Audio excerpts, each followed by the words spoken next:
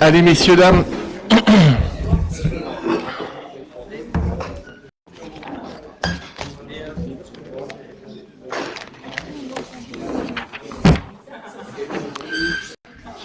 Allez, j'invite les derniers à s'asseoir.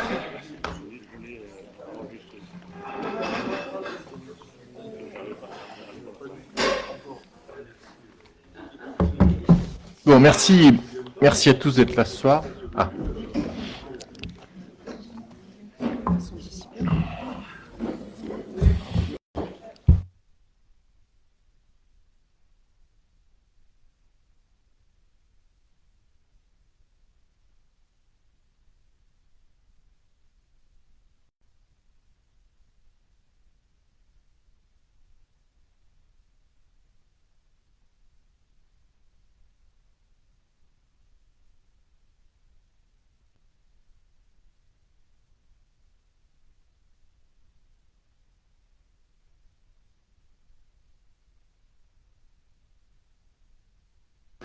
J'attends que les derniers dissipés soient installés. Allez, bonsoir à tous et merci d'être venus jusqu'à l'Argentière pour les plus lointains. On va faire notre conseil communautaire comme si de rien n'était, puis on se dira à la fin quelques trucs sur cette semaine et ces 10 jours qui viennent de passer. Donc il nous faut quand même un ou une secrétaire de séance pour ce soir. Y a-t-il un ou une candidate? Ah, Florence. Merci, Florence. Et candidat, est-ce qu'il y en a un ou une autre? Non. Bon, pas d'avis contraire pour que Florence assure le secrétariat? Parfait. Allez, vous avez reçu le compte-rendu de notre dernier conseil communautaire qui s'est tenu le 25 juin 2026. Est-ce que vous aviez des questions particulières, des remarques, des modifications? Et j'ai oublié de signaler, ça commence bien, que Franck Addisson s'excuse et qu'il donne procuration à Gaël Moreau. Il n'y en a pas d'autres? Parfait. Allez, sur le compte-rendu, est-ce que vous aviez des remarques? Rien. Y a-t-il des avis contraires pour son approbation? Des abstentions? Parfait. Merci.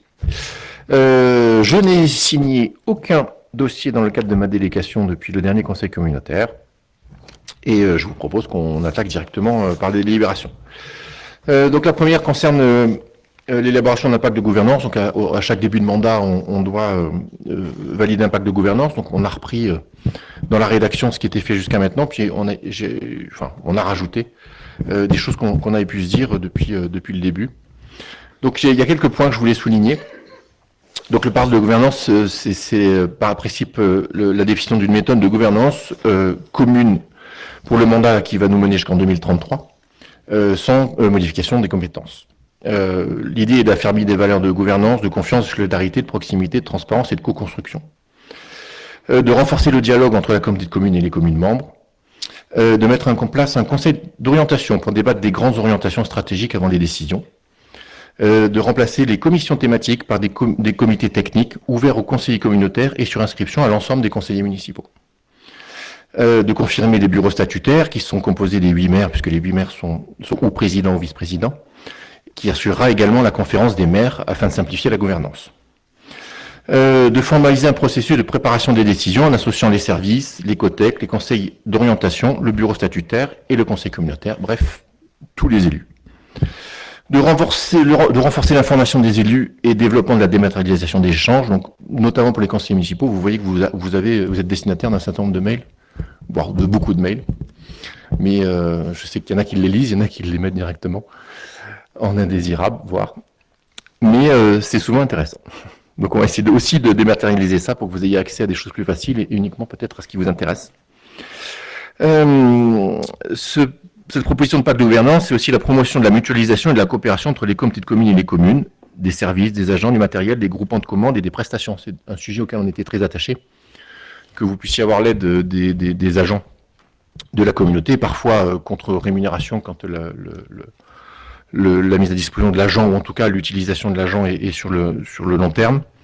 Du matériel, c'est une chose importante, on vient de passer un épisode où on s'est prêté du matériel les uns les autres, donc c'est aussi important. Des groupements de commandes, on l'a assez peu fait, messieurs les maires, Je pense qu'à l'avenir, il y a plein de sujets sur lesquels on peut avoir des groupements de commandes et j'espère que vous y répondrez favorablement.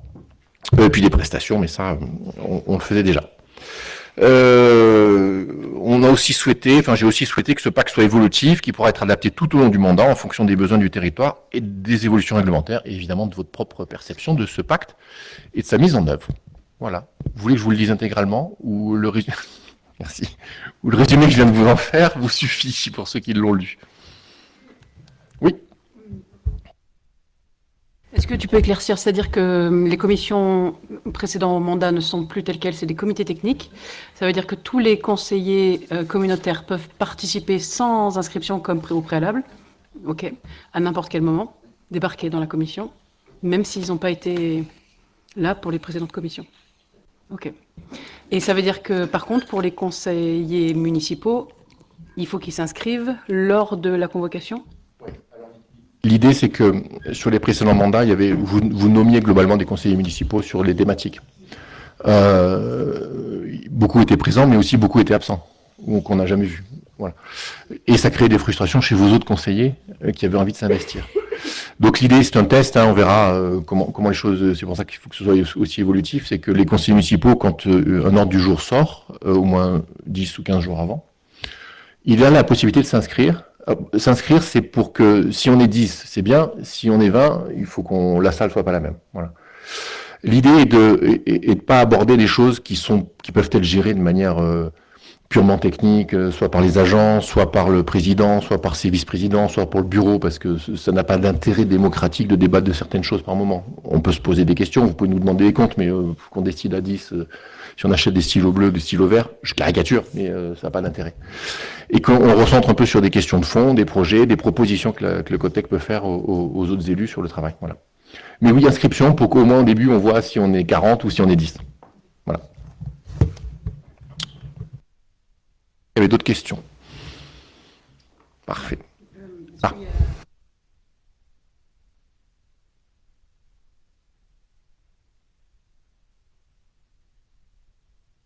Il y a eu un débat entre les maires sur fixer 2 jours par mois, qui n'a pas abouti.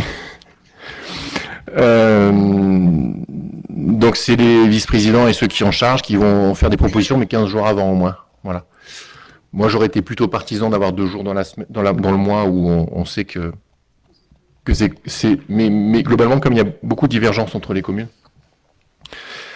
si je prends Fressinière, les réunions de travail sont le lundi, puis après le mardi, je crois que c'est les Vigneaux, et le mercredi, ça doit être la Roche-de-Rame, et le jeudi, bref, donc il n'y a pas de bonne date. Voilà. Donc on préviendra 15 jours avant, et pour dimanche soir. Si, il y a le dimanche qui était assez libre, effectivement, mais on n'a pas jugé utile de mettre le dimanche, voilà.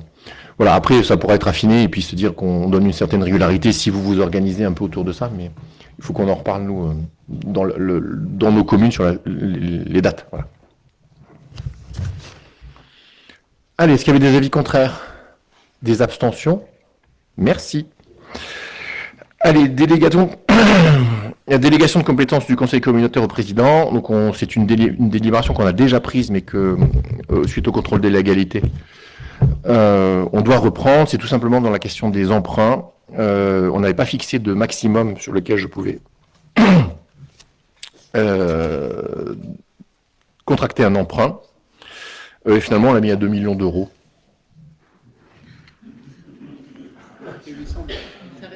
Non, 2 millions.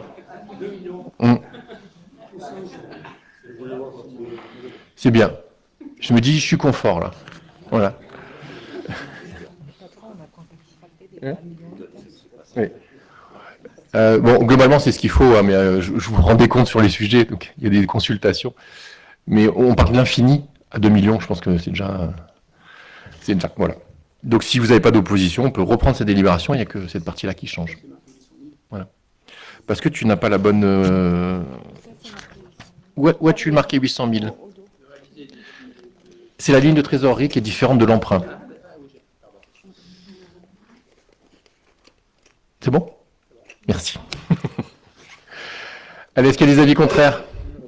Des abstentions? Merci. Allez, la troisième, je crois qu'elle concerne moi, mais comme c'est Rémi, je lui laisse faire.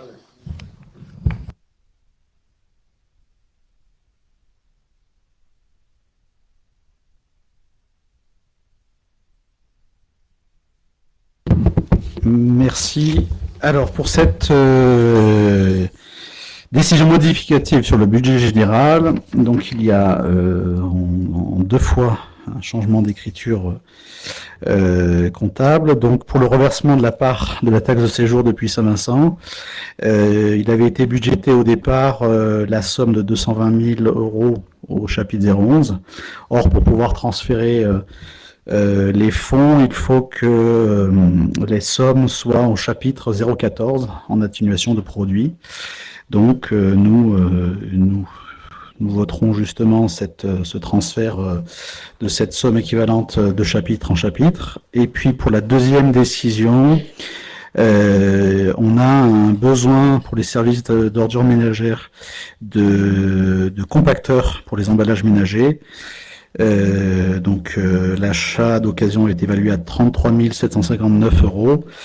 Donc cette somme est finançable car on était en excédent. Enfin le budget primitif concernant les colonnes a été surestimé, donc on pourra effectivement le financer avec cette surestimation, le montant de ce compacteur pour les emballages ménagers. Merci Rémi. Pour ces deux DM, est-ce que vous avez des questions? Y a-t-il des avis contraires? Des abstentions? Merci. Allez, mise à jour des effectifs, c'est toujours toi. Donc la mise à jour des effectifs dans le pôle développement et services au public. Donc pour faire simple, il y en a 4. Donc la création d'un poste d'adjoint administratif à 40%, la suppression du poste d'adjoint administratif principal de première classe, une augmentation de quotité de temps de travail de 50 à 70%, et la création d'un poste d'adjoint administratif à 50%. Voilà ce qui est tout bon. Merci. Bon, c'est des délibérations que vous devez avoir dans vos communes, hein, mise à jour régulière. Des questions? Des avis contraires? Des abstentions? Merci. Allez, Didier. Donc là, nous allons voter pour l'attribution du marché de transport des écoles. Donc, il y a 8 lots qui ont été demandés. Donc, transport scolaire du Villard de Valouise à Valouise, transport scolaire de Puy-Saint-Vincent en saison d'hiver, transport scolaire et cantine de l'Argentière-l'Abbessé, transport scolaire de Villarmeillet à Presles, transport cantine de Pelvoux à Valouise, transport scolaire entre la Bâtie des Vigneaux et l'école des Vigneaux, transport scolaire de Prat-Reboul, l'école de la Roche-de-Rame, et transport scolaire de l'école de Saint-Martin-de-Querrières. Donc il y a 3 transporteurs qui se sont positionnés. Je ne vais pas vous énumérer tous les lots, enfin le montant des lots. C'est un montant équivalent à peu près à 235 576 euros pour nos charmants petits. Merci Didier. Des questions? Oui. Ouais, je voulais savoir par rapport à l'année dernière s'il y avait une augmentation ou pas, ou on était dans le même... Je m'attendais à cette question, j'ai pas eu le temps de préparer la réponse. Ah bah bravo, Didier. Ouais. Ah, c'est moche. Ouais, c'est ballot. Moi j'ai une réponse un peu plus précise, c'est oui, il y a une augmentation, mais je ne sais pas de combien. Ouais, mais c'est énorme. Mais on vous la donnera, on le mettra dans le compte rendu, Merci. si vous voulez bien. Ça va. Allez, est-ce qu'il y a des avis contraires? Des abstentions? Merci Didier. Allez, la délibération suivante concerne un marché complémentaire concernant le SCOT. Donc, suite à l'avis des personnes publiques associées, l'État nous a fait, l'État au travers de l'ADT nous a fait 2 remarques concernant un diagnostic paysager et puis aussi un texte qui prévoit que l'ensemble des lacs naturels et artificiels, la périphérie doit être inconstructible, ce qui chez nous est un petit peu compliqué. Quand on parle du lac de la Roche-de-Rame, de la petite retenue des alluviers ou des réserves collinaires depuis Saint-Vincent. Donc il est proposé de pouvoir avoir un petit marché complémentaire, un marché complémentaire avec l'entreprise Alpicité, concernant spécifiquement ce diagnostic paysager, et l'analyse des lacs pour obtenir une dérogation, l'objectif étant quand même sur les lacs pour lesquels il risque d'y avoir des besoins de travaux, d'obtenir les dérogations nécessaires. Voilà, j'ai cité 3 exemples, mais il y en a peut-être d'autres. Voilà. Donc le montant de cette prestation complémentaire s'élève à 15 660 euros. Est-ce que vous aviez des questions? Petite remarque. Oui. En fait, on s'était posé la question avec les conseillers municipaux de Vallouise-Pelvoux de cette limitation à 7 lacs, sachant qu'au vu de l'actualité, on peut effectivement considérer d'autres sources et d'autres retenues collinaires, mais effectivement, si c'est sur un périmètre à construire, je pense que pour nous, on a la réponse. On n'est pas concerné, Vallouise-Pelvoux, puisque la retenue collinaire, on n'y construira rien autour. Et les autres lacs, après, c'est s'il y a une création de lac, où là, ça sera différent. Alors, pas complètement du coup, parce que la réserve collinaire, elle peut être concernée par des travaux d'aménagement de piste ou de remontée mécanique. Donc, la partie... on peut rajouter les lacs que vous auriez identifiés dans l'analyse. Oui. Voilà. Si nécessaire. Éventuellement, on fera un point nous, et à ce moment-là, on vous proposera de La compléter. première étape de l'étude, c'est que le cabinet revienne vers toutes les communes et fasse un inventaire. On avait identifié cette étendue d'eau, mais on peut l'étendre. Mais effectivement, s'il y a une retenue collinaire, il faut le faire parce que si demain vous avez un aménagement de piste à proximité, ça peut être bloquant. Voilà. Cyril, quand tu parles de construction, c'est des constructions à usage public? C'est ça pour vraiment... Je me suis repris ces travaux en fait. Ah, ok. Donc, si, comme je viens de le dire là, si c'est une retenue collinaire, si c'est une arrivée de télésiège, c'est pas possible. Si c'est un poteau de télésiège, c'est pas possible. Okay. Ou de télécabine d'ailleurs. Si c'est un aménagement de piste, c'est pas possible. Et du coup, autour du lac de La Roche, si c'est une extension du camping, c'est pas possible. Enfin voilà, c'est tout ce qui engendrerait des travaux en périphérie des lacs. C'est pas que de la construction d'habitat ou autre. Ouais. Ça peut être de l'aménagement.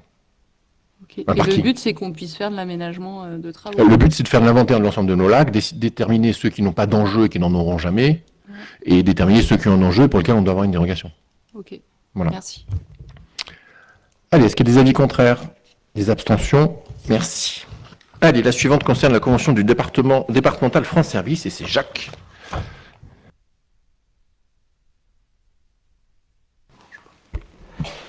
Oui, c'est une convention départementale pour France Service. Donc, comme vous le savez tous, France Service, ça rend des services.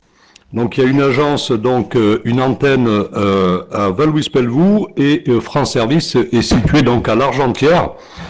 Donc, aujourd'hui, elle fait différentes activités, bien évidemment. Elle rend service aux administrés du secteur, sur un petit peu toutes les thématiques qui sont bien évidemment inscrites dans la délibération, et elle s'appuie notamment sur des services de l'État qui sont la DGFiP, la mutualité, la Poste, les allocations familiales, la CARSAT, etc. Donc en fait elle met en relation tout ça. Tout simplement, je voulais vous dire aussi qu'on a eu quelques soucis sur France Service sur cette fin d'année 2025 qui a été gérée, donc avec des visites bien évidemment du président, de moi-même, etc. Donc en relation avec tout ça, France Service aujourd'hui fonctionne, et notamment des améliorations, des aménagements d'utilisation de France Service où les visites ont été effectuées. Mais voilà, cette convention, elle nous permet aujourd'hui d'obtenir des aides, notamment de l'État. Mais sachez quand même que si il n'y avait pas la communauté du Pays des Écrins, France Service n'existerait pas, puisque France Service est financé à 60% par la communauté du Pays des Écrins. Je tiens à le souligner quand même. Voilà. Merci. Merci Jacques. Est-ce qu'il y a des questions? Est-ce qu'il y a des avis contraires et des abstentions? Merci. Allez, la suivante, c'est la participation financière 2026 à la Mégisserie des Hautes-Vallées. Alors, la messagerie, qui est adossée, notamment au SMIAG, qui est l'abattoir, qui rassemble aujourd'hui les différentes communautés, notamment celle du Pays des Écrins, du Guillos-Roquera, de l'Embrunet et du Briançonnais. Donc, cette messagerie, si on est un peu plus rapide, on dit tannerie de pots. Qui vont être des pots qui sont bien évidemment avec des ovins ou autres qui sont abattus sur le territoire, avec cet abattoir. Donc c'est une participation financière. Donc vous savez qu'il y a une répartition aujourd'hui, 50% de parts fixes et 50% de parts variables. Aujourd'hui, cette participation pour le Pays des Écrins se monte à 7 582,58 voilà, pour faire tourner cette truc, et c'est notamment au niveau des études aujourd'hui pour cette activité. Si vous avez plus de questions, vous pouvez poser des questions à notre brillant vice-président qui s'appelle Monsieur Martin Faure. Voilà. Merci. Merci. On rentre dans la période tirage de pompe, c'est ça C'est ça, mais c'est normal, tu sais, il faut toujours rendre à César ce qui appartient à César. Allez, est-ce que vous avez Voilà. des questions sur le Ouais, sujet? Martin, ça en est où du coup Ah oui, Martin. Voilà.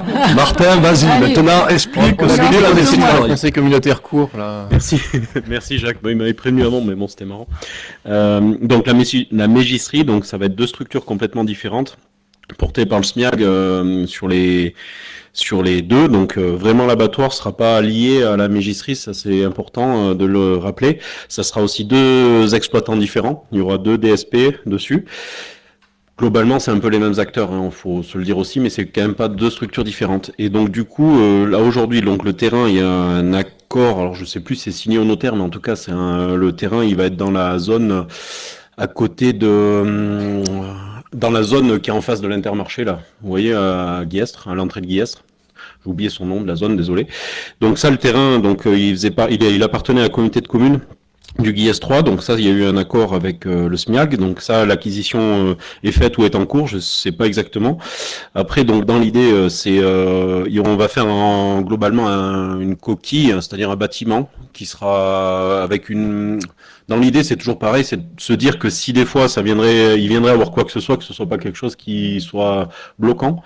Et donc du coup, là, on en est là. Donc les permis de construire, tout ça, tout est en train de s'instruire. Et donc logiquement, les travaux seront faits l'année prochaine s'il n'y a pas de souci. Voilà. Mais aujourd'hui, voilà, c'est une phase c'est vraiment comme disait Jacques, il y a sur les études. Alors, pas sur les études de faisabilité, là c'est vraiment sur la partie conception-réalisation. Et voilà. Et donc du coup. Voilà ce que je peux vous dire dessus. Et après, sur le fonctionnement, je l'en avais parlé parce que je m'étais un peu mélangé quand on a parlé du SMIAG la dernière fois.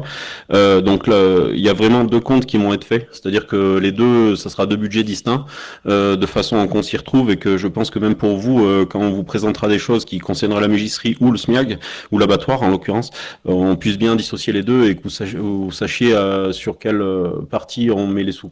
Je pense que c'est important de le dissocier et qu'on mélange pas tout. Voilà. Pardon, Martin.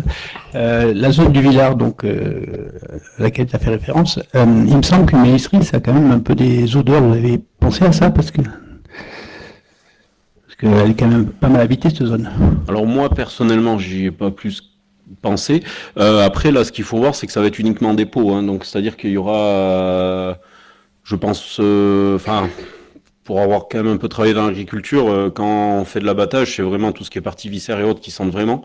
La partie peau n'a pas vraiment une odeur très forte, et en sachant que dès que c'est sec, dès que la peau est séchée, parce que dans l'idée, si vous voulez, c'est aussi de travailler pas à flux tendu, c'est-à-dire qu'il y aura un stockage de peau, et ils viendraient le tanner avec des tâcherons comme ils font à l'abattoir sur les périodes creuses, parce que c'est essentiellement des agriculteurs qui viendront le faire, et donc ça ferait un complément d'activité sur les périodes creuses de leur exploitation. Donc du coup, il y aura un volume, un stockage. Et bon, moi honnêtement, on n'en a jamais parlé de cette histoire d'odeur. Après, ça sera pas une activité qui nécessite des autorisations. J'ai plus les termes, mais vous voyez ce que je veux dire. Il n'y a pas d'autorisation spécifique. Oui. Oui. Oui. Et pour... Ouais. Et alors c'est pas les odeurs, mais c'est surtout sur les affluents. Je veux dire, le Guillestre 3 est très attentif sur tous les affluents. Ils nous ont été très stricts, on va le dire, sur l'abattoir. Donc il n'y a aucune raison qu'ils laissent faire. Mais de ce qui nous a été présenté, il n'y aura pas d'odeur précise, quoi. C'est vraiment des pots qui ont été séchés, quoi. Voilà. Merci. Merci Martin. S'il n'y a pas d'autres questions, on vote. Y a-t-il des avis contraires? Des abstentions? Merci. Allez Michel, c'est à toi.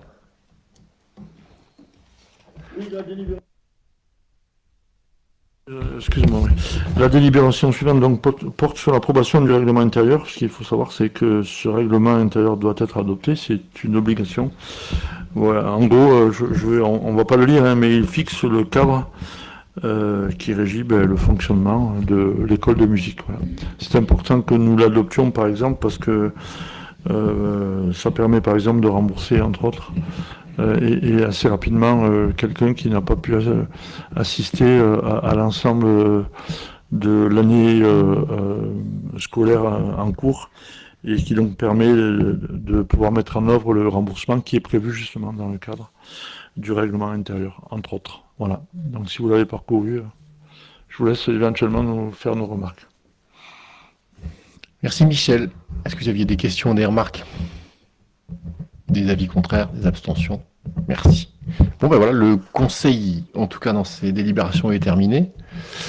Je voulais évidemment vous dire qu'on vient de passer 10 jours particulièrement compliqués et que c'est pas totalement fini.